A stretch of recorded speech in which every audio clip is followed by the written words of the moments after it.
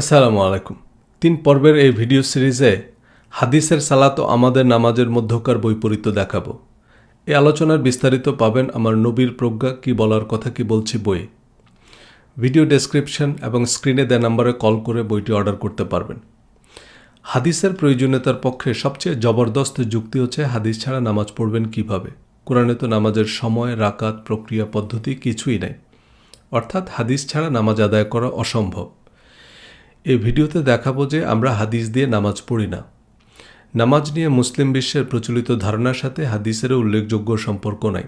যুগ যুগ ধরে যেভাবে প্রার্থনার রেওয়াজ চলে এসেছে তার কিছু বিক্ষিপ্ত বিচ্ছিন্ন বর্ণনা আছে হাদিসে, যার সাথে সালাত অনুষ্ঠানের মূল উদ্দেশ্যের বিশেষ সম্পর্ক নেই। কোরআনে আল্লাহ বারবার সালাত প্রতিষ্ঠার কথা বলেছেন, কিন্তু মুসলমানদের জন্য আল্লাহর সম্পূর্ণ, পরিপূর্ণ এবং অনুমোদিত জীবন বিধান পবিত্র কোরআনে নামাজের পরিচিত কাঠামোর সুস্পষ্ট বর্ণনা নাই। প্রতিদিন কত ওয়াক্ত নামাজ, কোন কোন সময়ে পড়তে হবে, কোন নামাজ কত রাকাত, প্রতি রাকাতে কি পড়তে হবে, ঈদ, তারাবি এবং অন্যান্য প্রচলিত নামাজের প্রক্রিয়া পদ্ধতি সম্পর্কে কোরআনের বর্ণনা থেকে পরিষ্কার ধারণা পাওয়া যায় না। কিন্তু কোরআনের 10-15 আয়াতে আমাদের পরিচিত নামাজের প্রতিটা জিজ্ঞাসার জবাব দেওয়া সম্ভব ছিল। দোয়া বা প্রার্থনা অর্থে সালাত শব্দটি ব্যবহৃত হলেও কোরআনে সালাত প্রতিষ্ঠা বলতে প্রধানত কোরআনের নিরবিচ্ছিন্ন অনুসরণকে বোঝানো হয়েছে। রিলিজিয়াস মাইন্ডসেট বিশ্বাসে ঢেকে গেলে বইয়ে কোরআনের সালাত ও আমাদের নামাজ অধ্যায়ে বিস্তারিত আলোচনা করেছি। নামাজের নিয়ম জানার জন্যই প্রধানত আমাদের হাদিসের প্রয়োজন পড়ে, কারণ কোরআনে নামাজের সুনির্দিষ্ট কাঠামো নেই। কিন্তু হাদিস থেকে নামাজের সর্বসম্মত কাঠামো বের করা কোনো সাধারণ শাইখুল হাদিসের পক্ষেও অসম্ভব। হাজার হাজার হাদিস থেকে ছোট ছোট তথ্য জোড়া দিয়ে ইজমা কিয়াসের ভিত্তিতে নামাজের পরিচিত কাঠামো তৈরি করেছেন ইমাম আবু হানিফা, ইমাম শাফি, ইমাম মালিক ও ইমাম হাম্বলের মতো সর্বকালের সেরা স্কলাররা। আহলে হাদিসের লোকরা নাসিরুদ্দিন আলবানির মজহাব বা তার বই অনুযায়ী নামাজ পড়ে। প্রতিটা মজহাবের বড় বড় আলেমদের মধ্যেও নামাজের অসংখ্য মাসালার বিষয়ে মতপার্থক্য আছে। নামাজের মতো এত গুরুত্বপূর্ণ ইবাদতের অবিসংবাদিত, অবিতর্কিত, ধারাবাহিক এবং সম্পূর্ণ বিবরণ প্রচলিত হাদিসে নেই। এর কারণ রাসূল সাল্লাল্লাহু আলাইহি সাল্লামের প্রধান সাহাবীরা তার নামাজের উল্লেখযোগ্য বর্ণনা দেননি। এ থেকে খুব সহজেই অনুমান করা যায় যে সময়, কাঠামো বা অঙ্গভঙ্গি নয়, হাদিসের সালাতের মূল কথাও কোরআন প্রতিষ্ঠা বা কোরআনের নিরবিচ্ছিন্ন অনুসরণ। নামাজের ফজিলত ফাজাইলের হাজার হাজার জাল হাদিস, কিচ্ছা কাহিনীর আড়ালে পড়ে আছে সালাত আয়োজনের মূল উদ্দেশ্য। হাদিস অনুযায়ী আমরা নামাজ পড়ি না, নামাজ নিয়ে ঝগড়া করি। অমুকের নামাজ হয় না, তমুকের পিছনে নামাজ হবে না, অমুক মসজিদে নামাজ পড়া বেদাত, সুতরাং আলাদা মসজিদ বানাও, আলাদা আরবে বানাও, শিরক বেদাতের বিরুদ্ধে যুদ্ধ করো ইত্যাদি। ইসলামের প্রধান ইবাদত, যা সকল মুসলমানের জন্য সর্বাবস্থায় ফরজ, তার প্রক্রিয়া পদ্ধতি যেহেতু কোরআনে নাই, তাহলে নামাজের হাদিসগুলো বিশেষভাবে সংরক্ষণ করা আবশ্যক ছিল। কিন্তু নামাজের মৌলিক কাঠামো সংরক্ষণের কোনো তৎপরতা প্রধান সাহাবীদের মধ্যে দেখা যায় না। অসময়ের দশফর হিসাবে দ্বিতীয় প্রজন্মের ইমামরা নামাজের কাঠামো দাঁড় করানোই নবীজি সাল্লাল্লাহু আলাইহি সাল্লাম কীভাবে নামাজ পড়েছেন এ বিতর্কে বিশ্ববরেণ্য সুন্নি আলেমরাও 4টি মাযহাবে বিভক্ত। শিয়াদের নামাজ তো সিলেবাসেরই বাইরে। কিন্তু সময়ের একফর হিসাবে নামাজের সর্বসম্মত কাঠামো যারা পাথরে খোদাই করে রাখতে পারতেন তারা নিয়ে মাথায় ঘামাননি। নবীজি সাল্লাল্লাহু আলাইহি সাল্লামের নামাজের সবচেয়ে বিশ্বস্ত এবং নিকটতম প্রত্যক্ষদর্শী কারা ছিলেন? হযরত আবু বকর, ওমর, ওসমান, আলী রাদিয়াল্লাহু তাআলা আনহুম আজমাইন। ইতিহাস ও সিরাতের বর্ণনা অনুযায়ী নবীজি সাল্লাল্লাহু আলাইহি সাল্লাম অসুস্থ হয়ে পড়ায় হযরত আবু বকর রাদিয়াল্লাহু তাআলা আনহুর ইমামতিতে নামাজ আদায় করেন। নবীজি সাল্লাল্লাহু আলাইহি সাল্লাম কীভাবে নামাজ পড়েছেন তার সবচেয়ে নিকটতম প্রত্যক্ষদর্শী নিঃসন্দেহে হযরত আবু বকর রাদিয়াল্লাহু তাআলা আনহু। এবার প্রধান ও প্রসিদ্ধতম হাদিস গ্রন্থ বুখারী শরীফ খুলে গুনে গুনে দেখুন, সালাত অধ্যায়ে হযরত আবু বকর রাদিয়াল্লাহু তাআলা আনহু থেকে বর্ণিত হাদিস মোট কয়টি? উত্তর একটিও নয়। শুধু হযরত আবু বকর রাদিয়াল্লাহু তাআলা আনহু নয়, প্রধান সাহাবীরা বুখারী শরীফের সালাত অধ্যায়ে অনুপস্থিত। তাহলে তারা নবীজি সাল্লাল্লাহু আলাইহি সাল্লামকে নামাজ পড়তে দেখেননি? নবীজি সাল্লাল্লাহু আলাইহি সাল্লাম কীভাবে নামাজ পড়েছেন তা তারা আমাদের জন্য বর্ণনা করলেন না কেন? হাদিস ছাড়া কিয়ামত পর্যন্ত মুসলিম উম্মাহ কীভাবে নামাজ পড়বে তা ইসলামের প্রথম খলিফা ও নবীজির মনোনীত ইমাম একবারও ভাবলেন না? রাসূল সাল্লাল্লাহু আলাইহি সাল্লামের নামাজের সঠিক পদ্ধতি খোলাফায়ে রাশিদিন সংরক্ষণ, সংকলন বা বর্ণনা করেননি কেন? হাদিস সংকলনের ইতিহাস বইয়ে মাওলানা মোহাম্মদ আব্দুর রহিম উল্লেখ করেন যে হযরত আবু বকর রাদিয়াল্লাহু তাআলা আনহু তার বর্ণিত হাদিসসমূহের মধ্যে একটি কথা, একটি শব্দও যদি রাসূল সাল্লাল্লাহু আলাইহি সাল্লামের মূল বাণীর বিন্দুমাত্র বিপরীত হয়, তবে তাকে জাহান্নামের ইন্ধন হতে হবে, এই ভয়ে হাদিস বর্ণনা করেননি। প্রায় 23 বছর নবীজির ইমামতিতে নামাজ আদায়ের পরও হজরত আবু বকর রাদিয়াল্লাহু তাআলা আনহুর মতো বিচক্ষণ মানুষ রাসূল সাল্লাল্লাহু আলাইহি সাল্লামের নামাজের নির্ভুল বর্ণনা দিতে পারবেন না? নবীজি সাল্লাল্লাহু আলাইহি সাল্লাম দিনে কয় ওয়াক্ত নামাজ পড়েছেন, কোন নামাজ কোন সময়ে পড়তেন, আসরের নামাজ কয় রাকাত পড়তেন, মাগরিবের নামাজের কেরাত জোরে পড়তেন না আস্তে পড়তেন, বুকে হাত বাঁধতেন না নাভির নিচে হাত বাঁধতেন, ঈদের নামাজ কয় তাকবীরে পড়তেন, এগুলো হজরত আবু বকর রাদিয়াল্লাহু তাআলা আনহু নিশ্চিত করে বলতে পারবেন না? এটা কি বিশ্বাসযোগ্য কথা? নামাজের সর্বসম্মত নিয়মাবলী নবীজি সাল্লাল্লাহু আলাইহি সাল্লামের জীবদ্দশাতেই সংরক্ষণ করা সম্ভব বা উচিত ছিল, কিন্তু খোলাফায়ে রাশিদিনের বা সাহাবীদের যুগের এমন কোনো সম্পূর্ণ ও সার্বজনীন নথি পাওয়া যায় না যাতে নামাজের ধারাবাহিক বর্ণনা আছে।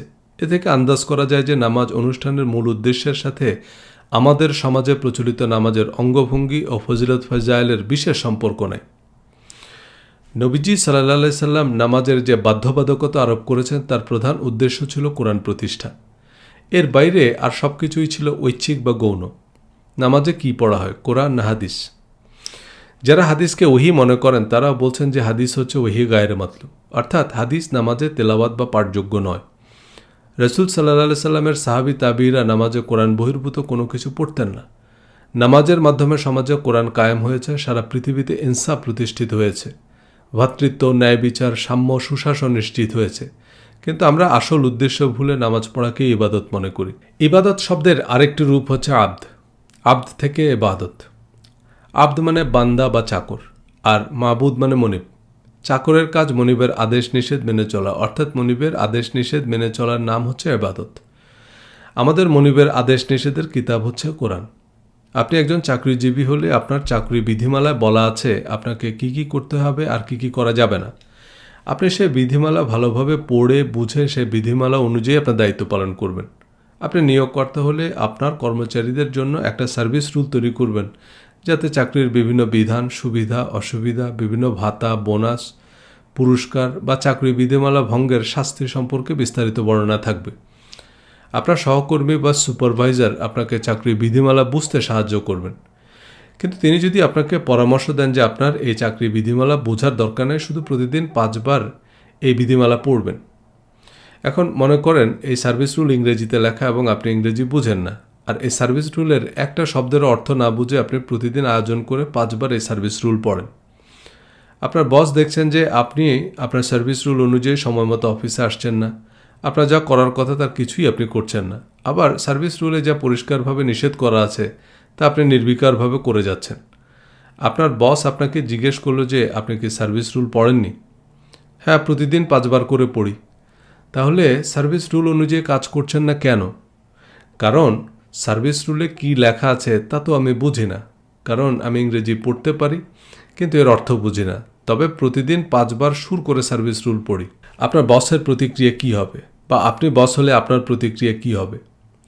একজন কর্মচারী যখন চাকরিতে যোগ দেয় তার অর্থ তিনি তার সার্ভিস রুল ভালোভাবে পড়ে তার যাবতীয় দায় দায়িত্ব বুঝে নিয়ে চাকরি গ্রহণ করেছেন।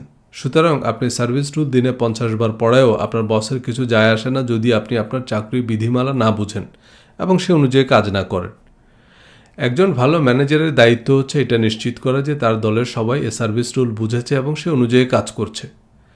যেসব চাকরিতে সার্ভিস রুল অক্ষরে অক্ষরে পালন করতে হয়, যেমন পুলিশ বা সামরিক বাহিনীর সদস্যদের বিশেষায়িত প্রশিক্ষণ দেওয়া হয় পুলিশ বা মিলিটারি একাডেমিতে, যেখানে কঠোর প্রশিক্ষণ কর্মসূচির মধ্য দিয়ে প্রতিটা কাজ প্রতিটা সদস্যকে যথাযথভাবে বুঝিয়ে দেওয়া হয়। কোনো প্রতিষ্ঠানের সকল সদস্য নিয়ম অনিয়ম সম্পর্কে বিস্তারিত জানলে সে প্রতিষ্ঠানের কারো পক্ষে নিয়ম ভঙ্গ করা কঠিন, কারণ একটা আইন যদি সমাজের সব মানুষ জানে তবে কারো পক্ষে সে আইন ভঙ্গ করা বেশ কঠিন। সাধারণ মানুষ পুলিশের ভূমিকা পালন করে, তারা অপরাধীকে ধরে পুলিশে সুপর্দ করে। এ কারণে নতুন কোনো আইন যেমন বাল্যবিবাহ, যৌতুকের দাবি, যৌন হয়রানি ইত্যাদি বিষয়ে সরকার গণমাধ্যমে বিজ্ঞাপন দিয়ে গণসচেতনতা তৈরি করে। গণমানুষের সহায়তা ছাড়া কোনো অপরাধ দমন করা সম্ভব হয় না। রাসূল সাল্লাল্লাহু আলাইহি সাল্লাম নামাজের মাধ্যমে সমাজে কোরআন প্রতিষ্ঠা করেছেন। আরও স্পষ্ট করে বললে কেবলমাত্র কোরআন প্রতিষ্ঠা করেছেন। নামাজে হাদিস, ফিকা, সিরাত, ইতিহাস, আজব দুনিয়া, গজব কাহিনী পড়া হয় না, কেবলমাত্র কোরআন পড়া হয়। নামাজে তাকবীরে তাহরিমা থেকে সালাম পর্যন্ত রুকু সিজদায় যা পড়া হয় সবই কোরআন। কোরআনের বাইরে আর যেসব দোয়া দুরুদ পড়া হয় তা দলীয় সঙ্গীত। এক মাযহাবে দাত আর এক মাযহাবে বেদাত। পবিত্র কোরআনের প্রথম যে শব্দ নাজিল হয়েছে তা হচ্ছে ইকরা। এই ইকরা মানে কি? শোনা বা শুনে দৌড় দেয়া না, একরা মানে পড়া। শুধু পড়া নয়, একরা শব্দের অর্থ মনোযোগ সহকারে বুঝে বুঝে পড়া। কোনো লেখা পড়ে বুঝতে না পারলে তাকে পড়া বলা হয় না। কি পড়তে বলা হয়েছে? কোরআন। একরা এবং কোরআন একই শব্দের ভিন্ন দুটি রূপ। যেমন জাতীয়, জাতীয়তা একই শব্দের ভিন্ন দুটি রূপ। একরা শব্দের অর্থ পড়া আর কোরআন শব্দের অর্থ যা পড়া হয়। আল্লাহ কোরআন পড়তে বলেছেন, আর নামাজ হচ্ছে সে কোরআনের পাঠচক্র। পবিত্র কোরআনে আল্লাহ বলেছেন, যখন কোরআন পাঠ করা হয় তখন মনোযোগ সহকারে শ্রবণ করো। কোনো একটা শব্দ শোনা, যেমন পাখির ডাক বা গাড়ির হর্ন, যার কোনো অর্থ নাই, এটাকে ইংরেজিতে বলে হিয়ারিং। আবার যখন মনোযোগ দিয়ে বোঝার উদ্দেশ্যে কোনো কথা শোনা হয় তখন তাকে বলা হয় লিসেনিং। টোফেল বা আইএলটিএস পরীক্ষায় লিসেনিং টেস্ট নেওয়া হয়, আর কানে না শুনলে তার জন্য হিয়ারিং এইড দেওয়া হয়। সুতরাং শ্রবণ করো মানে লিসেন টু ইট, একেবারে লিসেনিং টেস্টের মতো মনোযোগ দিয়ে শুনতে হবে। আর নেশাগ্রস্ত অবস্থায় যখন কেউ বুঝতে পারে না যে সে কী বলছে, তখন তাকে নামাজের কাছেও আসতে নিষেধ করা হয়েছে। রাসূল সাল্লাল্লাহু সাল্লাম ইমাম হিসাবে কোরআন পড়ে শোনাতেন। সাহাবীরা গভীর মনোযোগ ও একাগ্রতার সাথে কোরআন পাঠ শুনতেন। নামাজ আয়োজনের মূল উদ্দেশ্য ছিল কোরআন পড়া, কোরআন শোনা, কোরআন বোঝা, কোরআন মানা, কোরআন প্রতিষ্ঠা করা এবং কেবলমাত্র কোরআন প্রতিষ্ঠা করা। নামাজ ইসলামের মূল ভিত্তি, কারণ নামাজের মাধ্যমে সারা পৃথিবীতে কোরআনের সত্য প্রতিষ্ঠিত হয়েছে। কিন্তু নামাজের ঐচ্ছিক ও প্রতীকী রীতিরেওয়াজ আর নাভির নিচে না বুকের উপর, জোরে আমিন না আস্তে আমিন, এসব অর্থহীন বিতর্কের আড়ালে চলে গেছে নামাজ প্রতিষ্ঠার মূল উদ্দেশ্য। আমরা যে নামাজ পড়ি তার সাথে নবীজি সাল্লাল্লাহু আলাইহি সাল্লাম এবং সাহাবী তাবিঈদের নামাজের উদ্দেশ্য বিধেয় কোনো মিল নেই। আল্লাহ পবিত্র কোরআনে বলেছেন, পূর্ব পশ্চিমে মুখ ফেরানোয় পুণ্য নেই, অর্থাৎ নামাজের শারীরিক অঙ্গভঙ্গিতে পুণ্য নেই। পুণ্য হচ্ছে বিশ্বাস ও ভালো কাজে। কোন বিশ্বাস ও ভালো কাজ? যে বিশ্বাস ও ভালো কাজের বিবরণ নামাজে দাঁড়িয়ে পড়ি বা শুনি। রাসূল সাল্লাল্লাহু আলাইহি সাল্লাম এবং সাহাবীদের নামাজ ছিল বিশ্বাস ও ভালো কাজের যে কার্যতালিকা আল্লাহ নাজিল করেছেন তার পাঠচক্র। প্রতিটা মানুষকে তার সার্ভিস রুল বা কোরআন বুঝিয়ে দেওয়ার, পড়িয়ে দেওয়ার, বারবার মনে করিয়ে দেওয়ার আয়োজন। কিন্তু কোরআনের সালাতের মতো হাদিসের সালাতের সাথেও আমাদের নামাজের যোজন যোজন দূরত্ব। নামাজ যে কোরআনের পাঠচক্র ছাড়ার কিছুই নয়। কোরআনের পাঠচক্র ছাড়া নামাজের যাবতীয় অঙ্গভঙ্গি যে ঐচ্ছিক এবং তা নিয়ে ঝগড়া করা যে আহাম্মকি, তা এ সিরিজে হাদিসের আলোকে আলোচনা করব। আহলে কিতাবদের জন্য সালাত কায়েমের নির্দেশ ছিল। সে সালাত বলতে যদি নামাজ বোঝানো হয়, তবে আহলে কিতাবদের নামাজের সাথে আমাদের নামাজের প্রধান পার্থক্য হচ্ছে কোরআন পাঠ। রাসূল সাল্লাল্লাহু আলাইহি সাল্লাম নামাজে কোরআন পাঠ করতেন। আবু জেহেলরাও নামাজ পড়ত, তবে তাতে কোরআন পড়ত না। রাসূল সাল্লাল্লাহু আলাইহি সাল্লামের মক্কি জীবনে প্রকাশ্যে নামাজ পড়ার বর্ণনা ইতিহাসে থাকলেও নামাজের জন্য মসজিদ নির্মাণ, নির্দিষ্ট সময়ে নামাজের জামাতে উপস্থিত হওয়ার সরকারি ফরমান জারি বা ধর্মীয় বাধ্যবাধকতা আরোপ করা হয় হিজরতের পর।